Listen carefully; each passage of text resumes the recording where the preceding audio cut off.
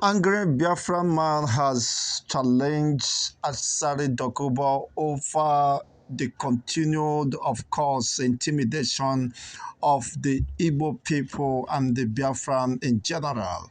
He has come boldly, of course, to confront the excesses or what they think the irresponsibility on the part of the Asari Dokubo statement and insensitivity constraining the overheated politics. He has made his position known, and this will interest you and shock you at the same time that people are no longer keeping mood over the continued, of course, harassment and imbalance in the system. He has called out to Asari Dokubo to mind his words. He describes him in the most, of course, derogatory words and as much as he could send the message very clear to him so that it was sunk into his ears and understood that people are no longer, of course, taking things for granted. In fact, this is a moment we must not ignore.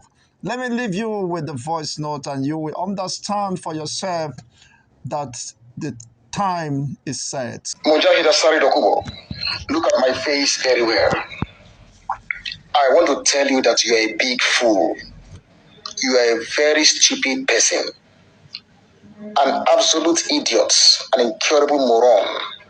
In fact, your own foolishness does not have parallel anywhere. At your age, imagine what you were spewing out of your buccal cavity. You are a beggar, nothing more than that. I am ashamed of you. Look, whether you are asking Tinubu to appoint the Igbos as whatever, does not pull a strand of our hairs for any reason. We don't need it. Igbos don't want Nigeria. It is Nigeria that wants the Igbos at all costs. I, for one, I have long lost hope in Nigeria. Nigeria has nothing to offer. So I cannot trade my people for any mere mess of porridge. If it happens today, mark my words, I will defend my people with the last pint of my blood. I did not create them, so I shouldn't quarrel with whom they are and what God has made them to be. It is the will of God that they are what they are, that you are what you are, that I am what I am. So I cannot fight for God, and I cannot hate in the name of God. That is ungodly. I hope you know that very, very well. So if God does not want Christians to exist, He will not make them Christians. If God does not want the Buddhists or whatever religion to exist, they will not be there. So what I am today is by my personal conviction, and I cannot lord it over anybody. I can't. And Islam gives you that freedom of conscience. You see, lakum dinukum waliya din, to you your religion and to me my religion.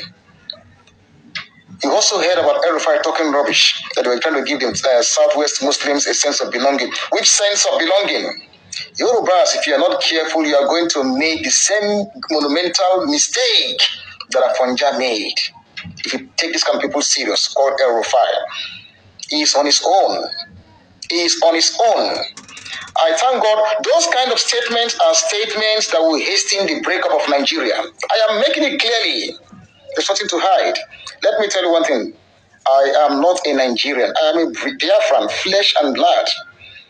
You can keep your Nigeria. It does not bother me at all for any. You can keep your Nigeria. It does not bother me at all. I am a Biafra is the submission of this angry young man who have expressed himself vividly and in the most unambiguous, of course, statement. He was very straightforward, of course, to make his position known that with the development, of course, and the happenings in the recent time, the unity of the Nigerian has been overstretched and indeed, any moment from now, if care is not taken, of course, we are almost at the verge of collapse, and it's quite unfortunate that the threshold is exceeded and the unity has been stretched and strained due to excesses and unguided utterances and altercations from different quarters and some group of persons perceived or of course, not to be part of this country based on the how they are being treated or regarded within this system called Nigeria. And he has also further made his position known regarding the Yoruba race that they should learn history from the Afanja experience so that they will not fall into the prey, of course, of Erufai and his maneuverings, of course. It is time to refer to history. It is time to take decisive action.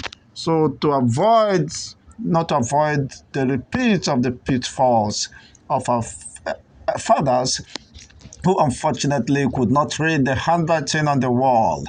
In fact, this is a moment of reflection, and everybody of concern must not, of course, be allowed the euphorias of this season or whatever advantage he think he have at this moment to have a rethink because we must learn from history, and the history is there to teach us.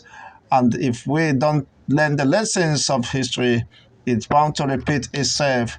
On this note, I want you to know, of course, you can make your submissions and comments via the comment section. Let's know what is in your mind and what is your own position regarding what, of course, this young man said and the position of the prevailing circumstances within the Nigerian system. Can you build a system when there is no coherence, when there is no peace and unity? And when different groups or ethnic nationality feels or perceive to have been ill-treated in the system, it will not work. And for such to happen, of course, you must ensure healing and sincerity in that and commitment to that particular cause. Otherwise, people have expressed deep dissatisfaction over, of course, the continued existence of the Nigerian state.